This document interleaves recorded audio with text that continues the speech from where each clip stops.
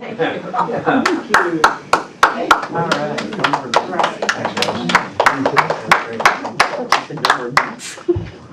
Well, I am really honored to be here. This is so special to me, and most of my talks, in fact, every one of my talks in the WSO class was a story. And this is a story, a really long story. And I thought the title of the story was God Uses Us in Our Imperfections, because in the course of this adventure of mine, I did use my imperfection of what I discovered when I did landmark work, if anybody's done that. One of my survival strategies is that I developed as a little child, deception. Yeah, lying. So I've turned away from that, but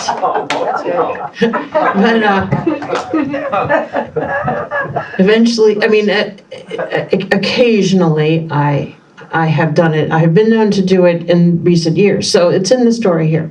Okay, but the real title of this story is Dancing with the Divine. I've discovered after more time looking back on it.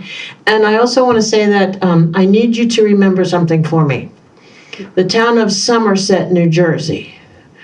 I can never draw that name to my lips when I come to that point in the story. So if I say, what was that town? You say Somerset. Okay, Somerset, okay.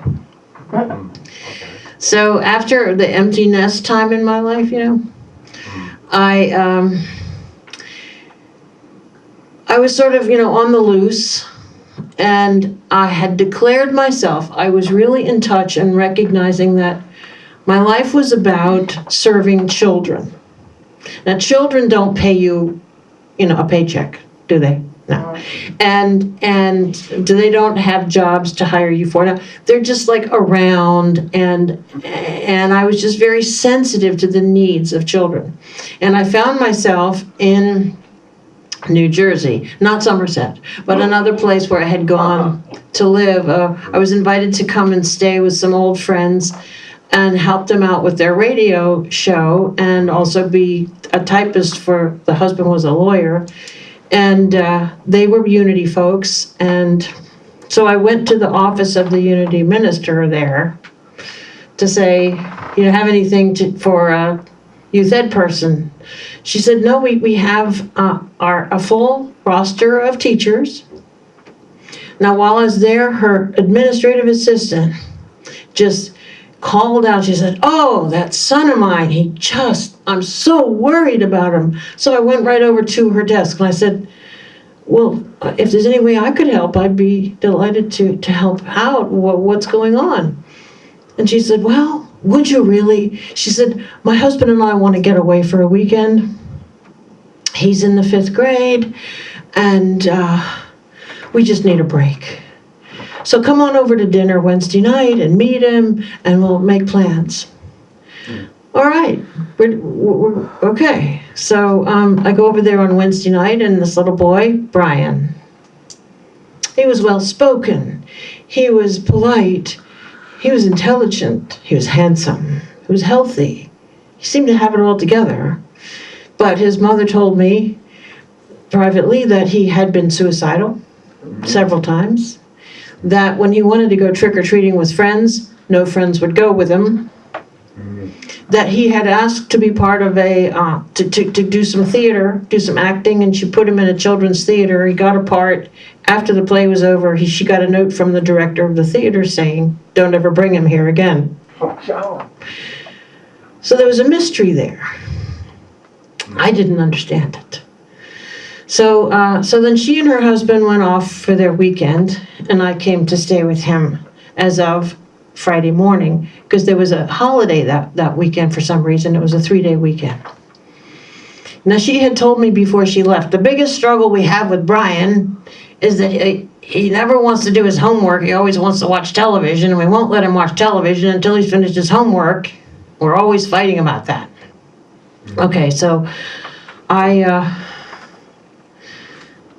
said to him on Friday morning, I get in the house and I say, look, There's actually more to it than that, but I think it's a little labored. But I'll just tell you, I was going to take him with me up to Providence, Rhode Island, to visit my daughter who was in college. And I thought that would get him away from his known entanglements and give him a breath of fresh air. And when I got there on Friday, he didn't want to go. And he said, I got a stomach ache. I can't go anywhere. I knew he didn't have a stomach ache. He just didn't want to go. But he outmaneuvered me. So we stayed there. And so I said, why don't we get the homework done now? And then you can watch as much television as you want. He says, really? Okay. So we did the homework. And I helped him. You got it all done? And it was true. All he wanted to do was sit and watch television. Why? Because he was really into Xena Warrior Princess. I had never watched it before. That's a wonderful show. And it was a marathon that and so I decided, I didn't even know Xena Warrior Princess, but I thought, well, now he wants to engage in a cultural, interaction. So I'm just going to sit beside him and I'm going to comment on the meaning of these things that he's watching. So by the time the day had passed and we had watched one Xena Warrior Princess show after another, I was going, wow, that is so amazing. Do you realize that's based on an ancient mythology thing that's about, that's about sisterhood, that's about empowerment, that's about discovering your inner power. And so he and I, by the time it's Friday evening comes along, we were like this. We understood each other. He was excited that somebody was sharing with him this. And that's all he wanted to do in the world was watch Xena Warrior Princess. Okay, but by Saturday afternoon, there was no more Xena on, and I said, why don't I go to the video store and rent a movie for us, and we can watch a movie together. Hey, he said, that'd be great. So we went off. We got My Girl 2. He says, I've never seen that. I'd love to watch it with you. Good vibes, good interaction. But he was radiating this energy that said, I don't need fixing. I don't need anybody to help me. Don't talk to me too intimately. Just don't get into my head. I'm fine. But yet I knew this child was in trouble. And I was in my head thinking, if I get his attention, if I get his listening, if I'm able to make a contact with him, what will I say? So I had it all composed in my head, what I was going to say. I had it all figured out that, he was just basically being very self-centered, and that human beings are not happy unless they're creating good in the world. That's what I was going to tell him. And I was just waiting for that chance when he was open. Now, I left out the most important part of the story. I knew I was going to. Dancing with the Divine. Why am I calling it this? Because when I went into the experience, when I went into the time of the weekend to spend that time with him, I set an intention to be led by Spirit, pure and simple. And that's a kind of dance, when you're ballroom dancing with a partner, you have to be weightless. You have to follow the slightest impulse, the slightest pressure, the slightest direction. You have to be completely responsive, open, weightless, able to be carried by the slightest momentum. So that's how I went into that experience. I went in there saying, Spirit, you know what this child needs. Just show me what to do. Well, by Saturday afternoon, the living room had gotten messy. And one of the things that his mother always fought with him about was, being tidy. And I said, before we watch this movie or watch any other shows, let's pick up all the trash and clean up the living room. He said, no, let's do it later. My definite guidance was, no, let's do it now. No, I'm going to do it later. No, we're going to do it now. Now, guidance is usually not to force or to bully or to insist. It's usually not. But in this case, in this moment, I knew that was what I was being guided to do. And we actually had a little scuff. I had the TV and he had the remote. He was turning it off. He was turning it on. I was turning it off. On, off, on, off. And then he lost his temper and threw the remote really hard. And it was one of those big fancy ones too. And left the room. Oh, God. So then I picked up all the trash and let him calm down a little bit. And when I picked up the remote, I discovered that it was broken. It was a real fancy, expensive one, too. Well, so I go down to his room and I say, Brian, I'm sorry. I didn't mean to imply that you were messy or anything. I just have a standard myself of keeping things, when I'm in somebody's house, I keep their house the way they left it all the time. And he says, okay. He comes back in the room. And then I showed him the remote. I said, look, the remote is broken. And he turned white. He blanched. He was vulnerable. And I said, I'll tell your parents that I broke it if I can have your undivided attention for 5 minutes. He says, okay. I said, it doesn't have to be like this. All you have to do is just make a slight shift in your energy. I mean, human beings are only happy if they're creating good. Like a bumblebee is only happy if they're making honey. And if you just make good and create good in the world, you can be part of this team that I've got called the Little Team that changed the world from the inside out. Here's a list of kids that are on the team, and you can call them anytime and get support from them. You want to have the numbers? He says, no, that's okay. But it really didn't matter what I said in this. As you look back, I look back on it, but that's what I said. So then we sat down, we're watching TV, nice and peaceful, the hours are going by. It's 10:30 at night, Saturday night of the weekend. Guess what happened? His parents showed up. Oh, wow. They came back early. And we didn't have cell phones back then. They didn't know that we hadn't gone away for the weekend. So they come back to find us in the house. And so his mother pulls me aside and she says, look, I still want another day away from him. And we're going to tell him that we're going to go house hunting tomorrow. He hates that. And you can take him to the beach, but we're really going to have a football party here. I said, okay. So then I remember, I got to show her the remote is broken. So there's Brian standing in this little nook in the hallway, and the mother and me, and I say, I got to tell you.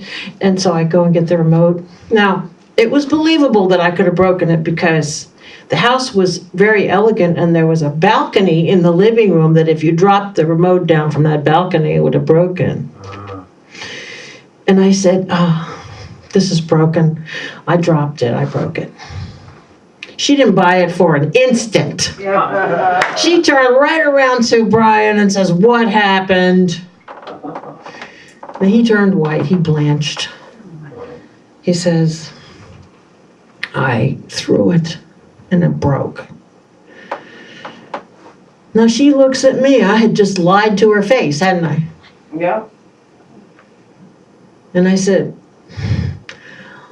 I told him I would say that I broke it if I could have his undivided attention for 5 minutes. And she says, well, if that's all the rapport you have with him, you might as well leave now. And I said, okay, I leave in disgrace. Then I walked out of the room. I mean, I was narrating it in my own, in my own presence. So I go and I pack my stuff. I'm telling you, I did not feel badly. I was just riding the wave of Spirit's guidance, completely trusting. And I went in to tell Brian goodbye. And he was fretting. And I said, Brian, you didn't do anything wrong. You didn't lie. You told the truth. You're doing great. You'll be fine. I'll see you. And I left. Okay, so I go back into the office of the church on Monday morning. And the minister says, "What did you do with that boy? My secretary is just beside herself. So upset with you." And so I told her what happened, that I told her a lie. And she said, "Well, obviously you never learned that nothing good can come from a lie." I mean, the mother is saying that she taught my son that he doesn't have to take responsibility for his actions, that he doesn't have to have consequences for his mistakes. Oh, yeah. And so the minister was very kind. She said, "Well," she says, "I understand that, how you feel about children, and I'm not going to throw the baby out with the bathwater. I'm not going to keep you from working with the children. Don't worry about it. But I think you should write a letter to the parents." So I did. I wrote a letter of apology to the parents. I didn't bring up the fact that they wanted to lie to him too. I just said, I apologize. I didn't mean to deceive you. And I think if you had come back when I expected you to come back, not making them wrong or anything, but if I'd had another day, I could have brought him around to telling the truth. And so, but they never really liked me after that. It's fine. But so there I am walking around every day wondering, how did I get into that mess? What did I do? What is this? Why did I do that? So I was coming back from a visit back to Maryland, where I'm from, back to New Jersey, where I was staying. And I went through that town in New Jersey called Somerset. Yeah, Somerset. I was coming back there around 4:30 in the afternoon. The sun was starting to set. It was late fall. And there was a marquee at the movie theater that said, "Sleepers," the movie Sleepers. Okay, how many people know that movie? I have to tell you, it's based on a true events, a true story about three boys that grew up in Baltimore who were Catholic, and they were very close with the priest, the father, who was in their neighborhood. And they got in trouble, and they got sent to reform school, detention center, as juveniles. And in that culture of the detention center, they called the kids who were put away there, they called them sleepers, because they spent the night there. They were sleeping there. They were detained for 4 years. Wow. There. They didn't really do anything that bad. I forget what it was. But anyway, while they were there, they were tortured by a sadistic guard. They were burned with cigarette butt, and they were violated. And they were very traumatized when they got out. This is in the movie scene. And after they got out, they happened to encounter this guard who had tortured them in a bar somewhere. And they became aware of his whereabouts, and they determined to murder him, and they did. And when they were tried in court, the priest got wind of it. He was involved in their lives still, but he didn't know what had happened to them in reform school. But when he learned the whole story, he was called on the witness stand to testify that they were with him at a basketball game the night of the incident, and that they couldn't have done it.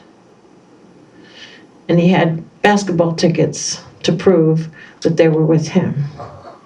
And he got on the stand and lied to save them from being convicted.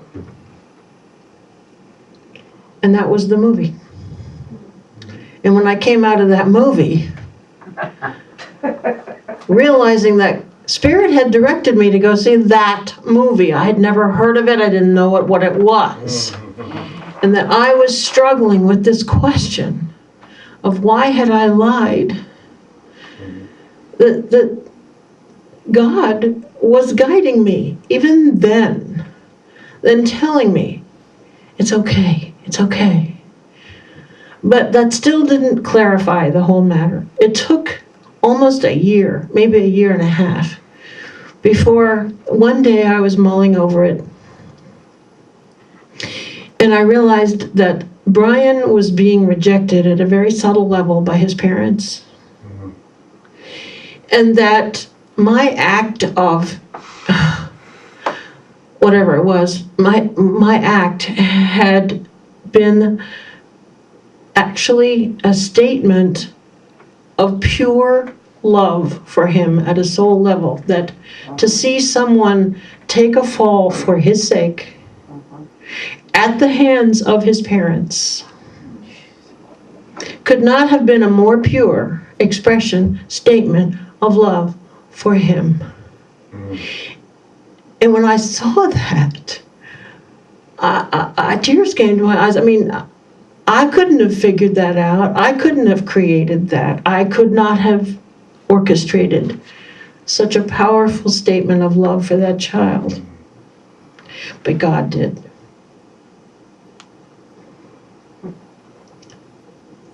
And that's how God works in our lives. We all can be at that place of just being the instrument, letting God use us, imperfections and all, for the higher calling, for the statement of love. So, thank you.